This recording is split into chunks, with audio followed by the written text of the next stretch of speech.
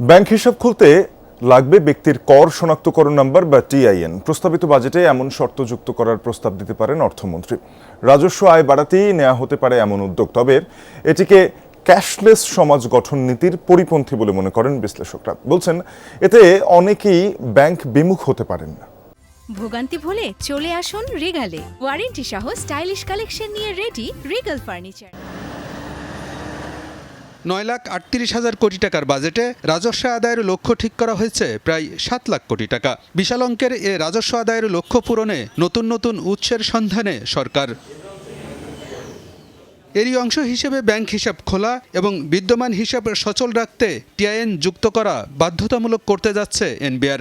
অবশ্য শিক্ষার্থী, ভাতাভোগী এবং কর অব্যাহতিপ্রাপ্তরা এর বাইরে থাকবেন। ব্যাংকার ও অর্থনীতিবিদদের আশঙ্কা, সরকারের এ উদ্যোগে নেতিবাচক প্রভাব পড়তে পারে ব্যাংক ব্যবস্থায়। ব্যাংকের বাইরে নগদ লেনদেনে উৎসাহিত হতে পারেন গ্রাহকরা। অবভিয়াসলি বিমুখ হবে এবং যারা এক্সিস্টিং আছে এরাও আস্তে আস্তে এটাকে কমিয়ে রাখবে এবং যাদের হাই ট্রানজ্যাকশনস আছে তারা তখন মনে করবে যে আমার ট্রানজ্যাকশনসকে ফলো করা হচ্ছে, তাহলে ক্যাশ ট্রানজ্যাকশনস, আমরা ক্যাশলেস সোসাইটির কথা বলছি, এইটাতে আরও আপনার নেগেটিভ ইম্প্যাক্ট করবে।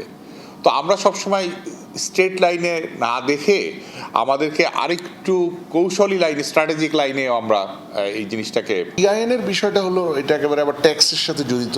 তো আমাদের দেশে এমনিতেই অনেক মানুষ এখনও ট্যাক্স বেইজের বাইরে, ট্যাক্সের আওতার বাইরে, তারা ভয় পায় ট্যাক্সের আওতায় আসলে তাদের হ্যারাসমেন্ট হবে, বিশেষ করে স্মল বিজনেস, ক্ষুদ্র বিজনেস যারা micro entrepreneurs. Formal financial services, formal financial অ্যাকাউন্টসে যুক্ত করার পথে যদি টিআইএনটা ভয়ের কারণ হয়ে যায়, বিশেষ করে ছোট আয়ের ছোট ব্যবসায়ীদের, তাহলে কিন্তু ওই ক্যাশলেস ট্রানজ্যাকশনের দিকে ট্রানজিশন, সেই পথটাও আরও দীর্ঘতর হয়ে যাবে।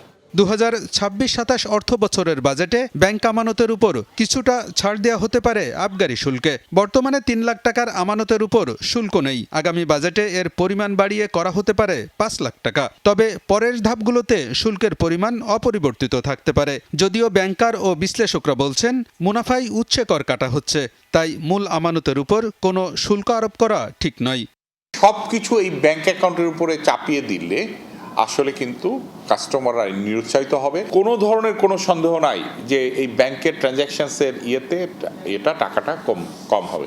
মানুষ ব্যাংকের থ্রু দিয়ে টাকা রাউট কম করবে এবং আগে কখনো মানুষ চিন্তা করতো না যে আমি ব্যাংকে কত টাকা এফডিআর করলে বা কত হলে কত ট্যাক্স হবে। এখন কিন্তু সবাই ওই ভেঙে এফডিআর করতেছে যাতে করে ওই ট্যাক্স ল্যাবে না পড়ে। লাভটা কি হচ্ছে? প্রিন্সিপাল তো ইনকাম না, নতুন ইনকাম না, ইন্টারেস্টটা হলো নতুন ইনকাম, সেটার উপর ট্যাক্স বসানো ঠিক আছে। বেসিক প্রিন্সিপাল যেটা ডিপোজিটে থাকে, ডিপোজিট অ্যাকাউন্টে, সেটার উপর ট্যাক্স দিতে গেলে মানুষ আসলে টাকা ডিপোজিট অ্যাকাউন্টে রাখতে চাইবে না। বিশেষ করে ক্ষুদ্র আয়ের মানুষ, ক্ষুদ্র সেভার্স যারা আছে, তারা তখন নিরুৎসাহিত হয়ে যাবে, তখন মানি আউটসাইড দ্য ব্যাংক বেড়ে যাবে অ্যাকাউন্ট থাকলেও।